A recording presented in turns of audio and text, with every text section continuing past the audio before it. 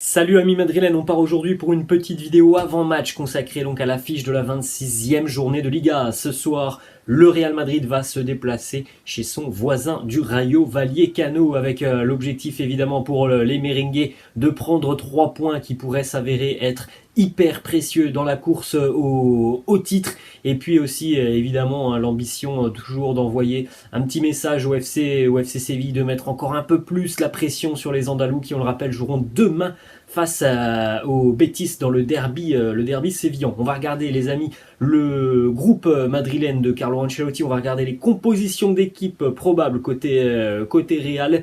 Petite information blessure aussi côté madrilène, hein, parce que bon, toute la semaine on a eu quasiment tout le monde à l'entraînement. Parfois certains joueurs s'entraînaient en marge du groupe. Malheureusement, lorsque Carlo Ancelotti nous a communiqué le groupe madrilène pour ce déplacement, eh bien on a eu 2 absents quand même côté madrilène, dont une absence qui pour le moment du côté du Real n'inquiète personne. Mais voilà, ce genre de blessure c'est jamais très très rassurant, donc on espère que le joueur évidemment sera de retour la semaine prochaine, parce que c'est un joueur qui peut être très important pour notamment le match retour face au Paris Saint-Germain. Carlo Ancelotti en a parlé en disant que normalement les 2 joueurs dont on va parler seront de retour la semaine prochaine à l'entraînement.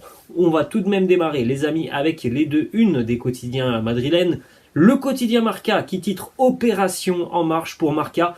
La donne a changé. Le Real serait donc maintenant en mesure de réaliser donc cette double opération Kylian Mbappé, Erling Haaland sur le prochain mercato estival. Alors que bon, ça fait des mois et des mois que l'on entend que ça sera soit l'un soit l'autre, mais pas les deux sur le même mercato. Cette fois-ci, Marca ce matin qui nous annonce que financièrement ça pourrait être jouable pour le Real d'accueillir Mbappé et Haaland sur le mercato estival. Alors évidemment, faut prendre tout ça avec des pincettes. On sait que le Real Madrid a toujours priorisé l'arrivée de Kylian Mbappé. Le Real aussi n'est pas une équipe qui fait d'énormes folies sur un seul mercato. C'est déjà arrivé par le passé, mais étant donné actuellement la situation financière, est-ce que vraiment les merengues sont en mesure de réaliser ces 2 transferts? On peut avoir des doutes, même si le Real est une équipe qui est très bien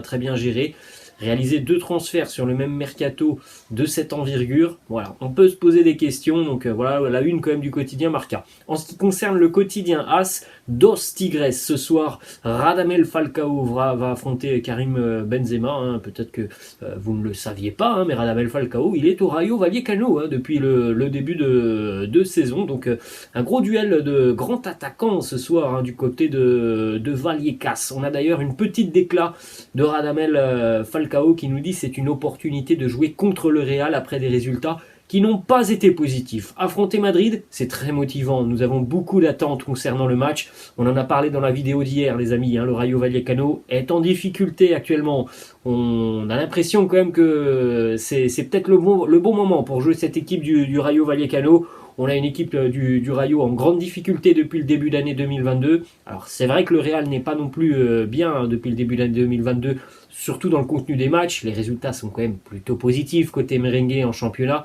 Dans le contenu, c'est un peu moins flamboyant que sur la première partie de saison. Donc ce soir, c'est vraiment quand même un test important pour les madrilènes, parce qu'évidemment en face, il y a une équipe qui n'est pas très bien, mais une équipe qui a certainement très envie de réagir après des résultats assez décevants, notamment à domicile. Autre information côté Rayo Vallecano ce soir, on a une petite information qui concerne un ancien joueur du Real Madrid, Fran Garcia, un jeune joueur qui évidemment n'a jamais eu trop l'opportunité de jouer du côté du Real Madrid. Il est arrivé donc transféré par le Real l'été dernier au Rayo Vallecano. Il nous dit revenir au Real, eh bien on verra. Je n'ai jamais caché que c'est un rêve, mais maintenant je suis au Rayo où on a misé sur moi. L'intérêt du Real me fait ressentir un mélange de fierté et de prudence. Il faut garder les pieds sur terre.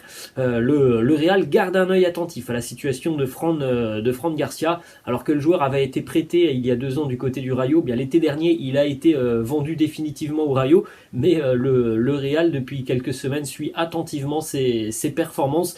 D'ailleurs, les amis, vous pourrez certainement le retrouver ce soir titulaire avec son équipe du Rayo, donc face au Real Madrid. On va donc les amis jeter un coup d'œil au groupe retenu par Carlo Ancelotti pour ce déplacement donc du côté de Vallecas ce soir. Donc un groupe complet, mais on a dit il y a quand même deux absences côté madrilène, deux absences de marque. Gareth Bale sur le front de l'attaque, on l'a vu depuis le début de semaine, Gareth Bale qui s'entraînait parfois avec le groupe, parfois dans les installations, visiblement problème musculaire, surcharge musculaire pour Gareth Bale, et il en est de même aussi pour un joueur qui est beaucoup utilisé par Carlo Ancelotti, David Alaba, visiblement une gêne au niveau des adducteurs pour David Alaba, il n'est donc pas dans le groupe pour affronter la Real Sociedad. Carlo Ancelotti a annoncé normalement que les deux joueurs, et David Alaba et Gareth Bale, devraient être de retour la semaine prochaine.